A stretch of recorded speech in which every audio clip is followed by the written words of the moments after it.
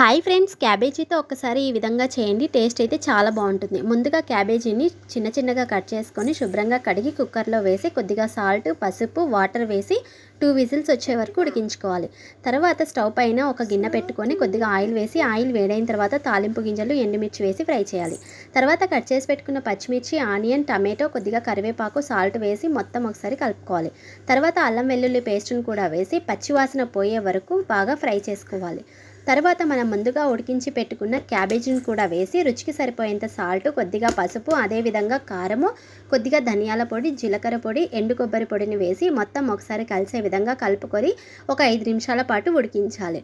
ఫైనల్గా కొత్తిమీరను కూడా వేసుకొని మొత్తం ఒకసారి కలిపి ఒక 2 నిమిషాల పాటు ఉడికించుకొని స్టవ్ ఆపేసేయాలి. అంతేనండి, ఎంతో టేస్టీగా ఉండే క్యాబేజీ కర్రీ రెడీ అయిపోయింది. చపాతీలోకైనా రైస్లోకైనా చాలా బాగుంటుంది. నచ్చితే ట్రై చేసి ఛానల్ సబ్స్క్రైబ్ చేసుకోండి. Okay friends, thank you, bye bye.